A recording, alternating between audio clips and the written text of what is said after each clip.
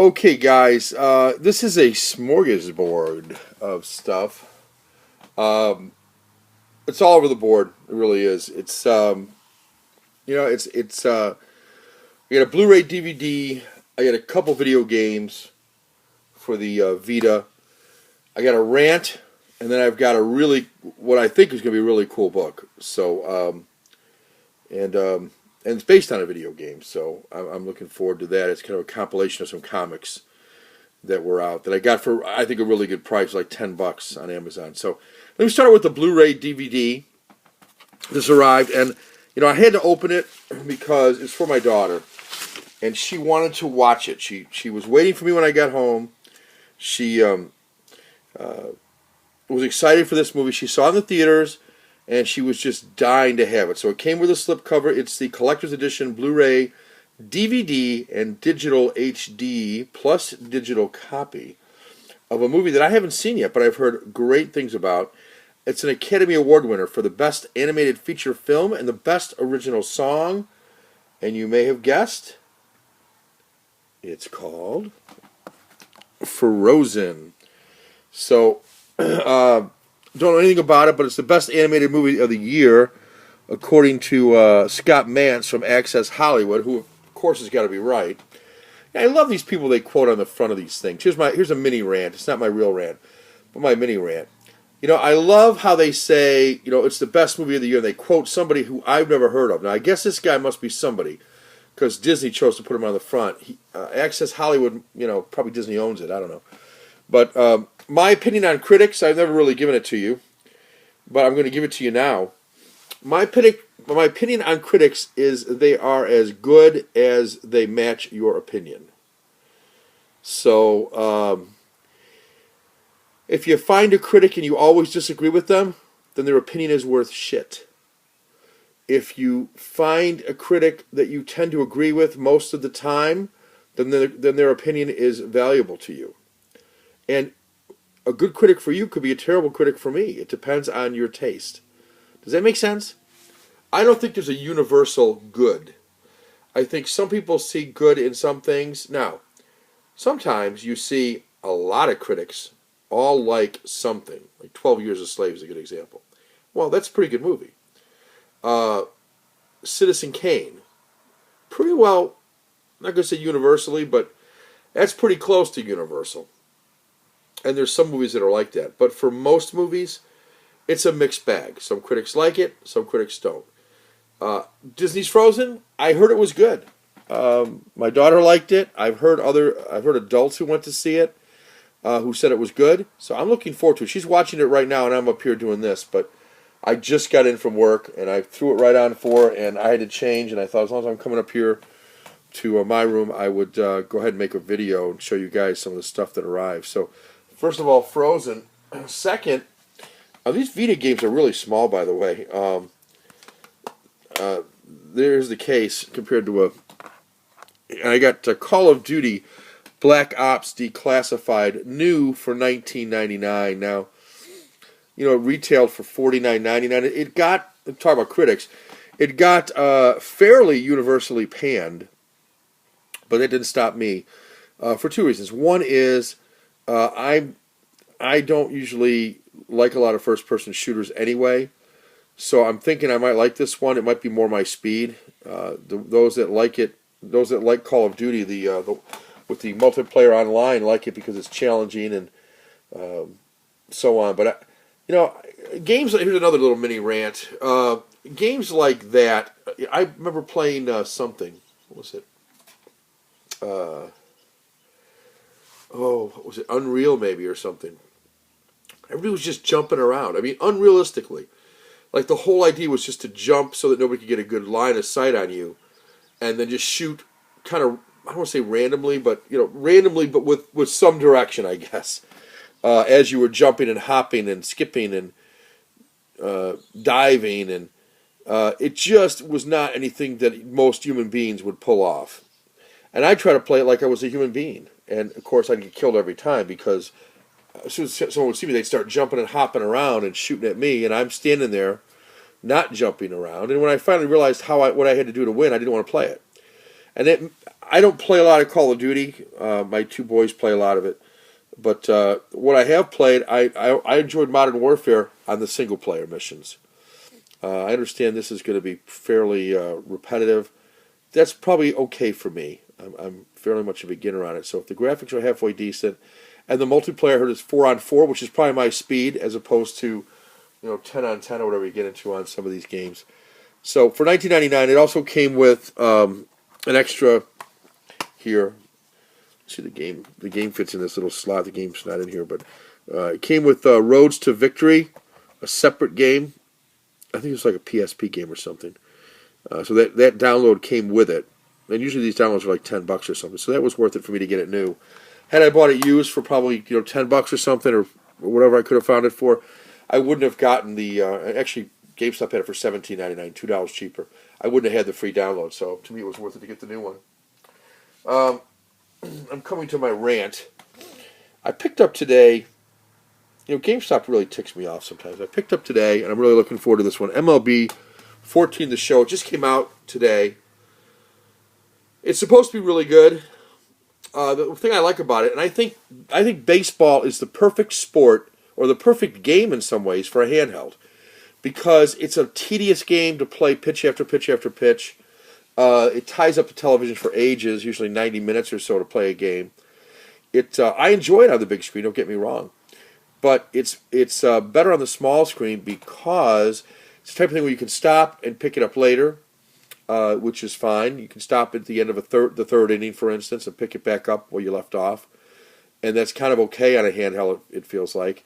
Also, this particular version, the new 14, the show, they've made it so you can play an entire game in less than 30 minutes. It's got something called like critical pitch or critical count, or I'm not sure what it's called, but and it's the same thing on the PS4 and PS3. You can play a game really quickly. So again, PS Vita version, it's got apparently all the bells and whistles that the PS3 will have, and maybe even the PS4. In fact, I heard that they're working on the PS4 until May to get it so that it has the same features as the Vita and the PS3.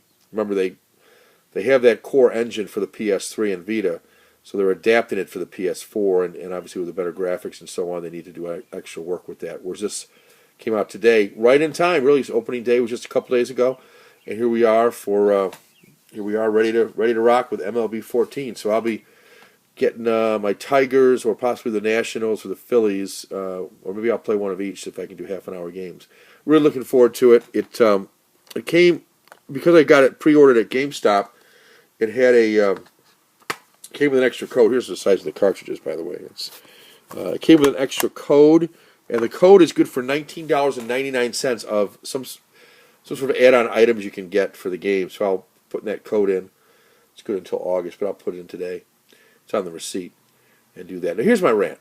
First of all, I want to trade in MLB 13. I'm going to end up keeping it because I paid $19.99 for it used just about a month ago, and now they're giving me $4 for it. I don't know what they're going to sell it for, but my guess is $15.99. They're giving me $4. I could understand giving me $7 and selling it for $15, but $4 seemed ridiculous. And they have an extra 30% trade-in, so you get another $1.20 on top of that to make it $5.20. That's part of my rant. The other part of my rant is, I pre-ordered this thing online, said I'd pick it up at one of the stores rather than have it shipped. So they don't charge you online, they just take your credit card number, then you go into the store and buy it. But the store couldn't find it. I went there on my lunch hour, the store just couldn't find it, so I had to come back after work, which ticked me off. The guy's like, "Oh, I'm sorry, man, I just can't find it." I'm like, "Well, you're not looking hard enough." He's like, "Sir, could you step to the side? I have other customers." I'm like, "I'm a customer." I get annoyed when people are stupid. And this guy was stupid.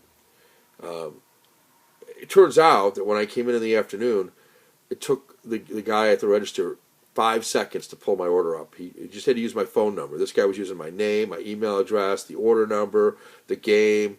He's like, "Sir, I just can't find it." Thinking to myself, there's got to be a way, but this guy didn't think of it. So that's my rant. They don't know what they're doing there sometimes. He told me to come back. Can't you come back after work? Which I just looked at him like, why should I have to? I'm here now. Why should I have to come back later? Because you don't know what you're doing?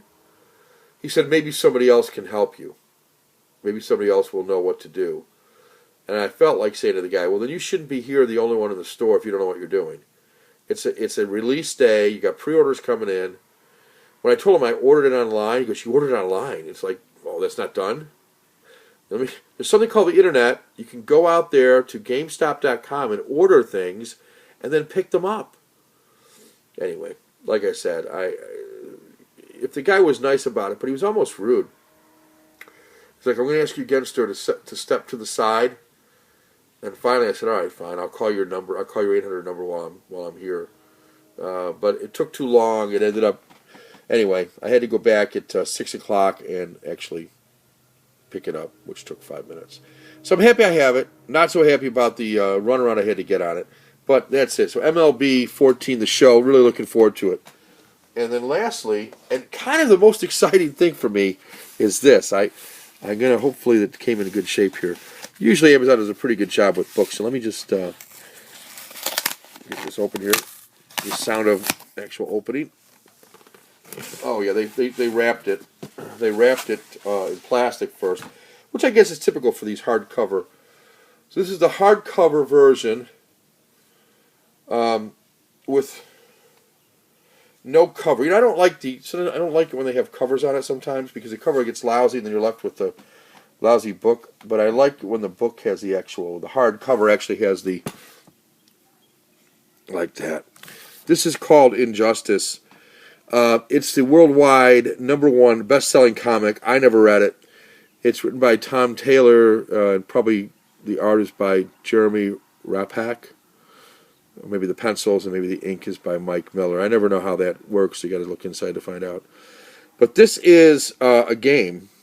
I have the game. I played the game and I beat the game. And believe me, I don't beat many games these days. When I had a lot more time on my hands, I could beat a lot more games. But these days, with working a full-time job and having kids and stuff, not easy to always beat a game. But this one I beat because I was really into it. Even more so than Batman Blackgate, Arkham Asylum Origins here. This one had a really interesting premise. The idea is, and I'm not giving much away here because it's how the game starts. The Joker somehow has tricked Superman into destroying the Daily Planet and I won't say Gotham City, but that's Metropolis. And Batman and some of the other folks are now trying to stop Superman, who is on a rampage trying to bring justice to the world since he's so mad. And he kills the Joker. Kills the Joker right in the beginning of the video game. So this story is, I'm guessing, because I don't know a lot, what it says is it takes place, it's the events leading up to the video game. So this is going to tell the story of how the Joker tricks Superman into killing everybody in Metropolis, and how Batman and others take up against him after that. So I'm really looking forward to it. It's got some great artwork. I love these kind of what-if stories, ones that aren't... yeah, here we go. So right there. You played the game, but you don't know the whole story. Discover the secret origins of the world of the blockbuster game from the creators of Mortal Kombat. So like I said, I finished the game. I kicked Superman's ass. And this is what happens before it. Really looking forward. I love Joker stories. To me, the Joker, for my money, the most evil character in all of comics. You could argue that, I guess, but man, I don't know. The Joker is just evil. He's killed Robin. He's, depending on what stories you read, he's done all sorts of wicked stuff. Joker's just nasty. And I could see the Joker pulling something like this off. So, anyway, that's Injustice, Gods Among Us. Also was MLB 14, the show. Call of Duty, Black Ops, of course.